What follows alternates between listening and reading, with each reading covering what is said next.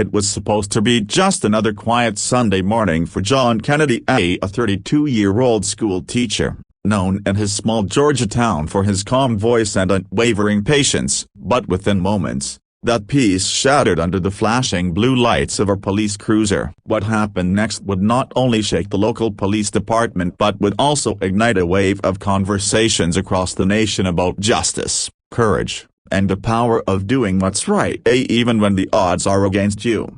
Job had just left the grocery store that morning, holding a bag of fruit and a bottle of milk. He was humming an old Sam Cooke tune as he stepped into his car. Before he could even start the engine, a patrol car screeched to a halt beside him. An officer, later identified as Sergeant Daniel Morris, jumped out, hand already on his weapon. "Step out of the car, now!"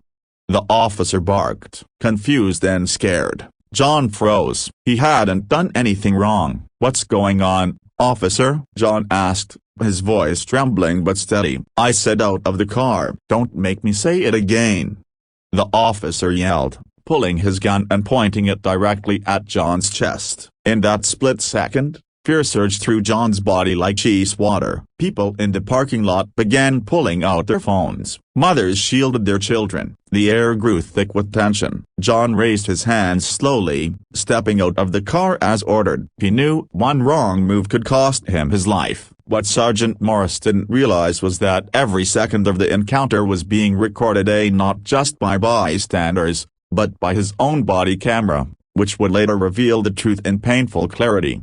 As the situation unfolded, another officer arrived, Officer Maria Lopez, a younger recruit known for her integrity. She immediately sensed something was off. John's car didn't match the description of the stolen vehicle Morris claimed he was looking for. The license plate numbers were completely different. Yet Morris kept shouting, accusing John of resisting arrest even as the terrified man stood motionless, hands raised high. "Dan, hold on," Lopez said firmly. "This isn't the car. Look at the plate." But Morris wasn't listening. His face was red with anger and pride. "He was trying to run. I saw him." "No, he wasn't," Lopez said again, this time louder, stepping between the officer and John. "You need to lower your weapon now." The tension was unbearable. For a few moments, the world seemed to hold its breath, and then, like a switch flipped, Morris turned his fury toward Lopez. "You don't tell me how to do my job,"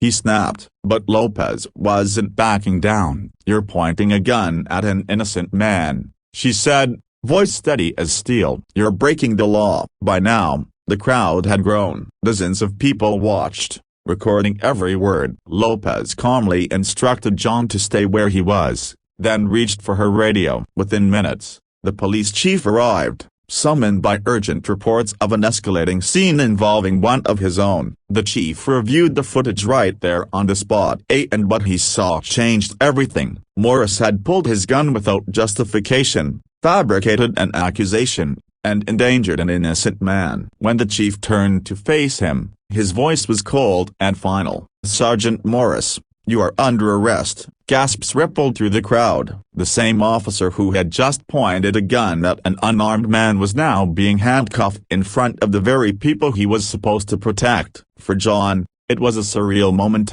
one that left him shaking, not with anger, but with relief. He could have lost his life in 5 minutes of madness. Instead, he witnessed justice unfold right before his eyes. In the days that followed, the video went viral. Millions watched as a young, courageous officer stood up to his superior to defend what was right. Officer Lopez was hailed as a hero, and John Kennedy became an unexpected symbol of calm strength under pressure. The police department announced sweeping internal reforms, including mandatory body cam reviews and de-escalation training. When John later spoke to reporters, his words were simple but powerful. "I don't hate that man. I just want people to remember fear and authority don't make you strong. Doing the right thing does." The story didn't end with outrage. It ended with hope. A community that had been divided by mistrust began to heal. Schools invited John to speak about courage and calm. Officer Lopez was promoted for her integrity, and the name John Kennedy became a quiet reminder that even in the most frightening moments,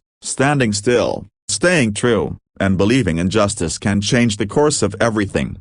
Because sometimes, the most powerful act of bravery isn't fighting back, it's standing your ground with dignity while the world watches what happens next.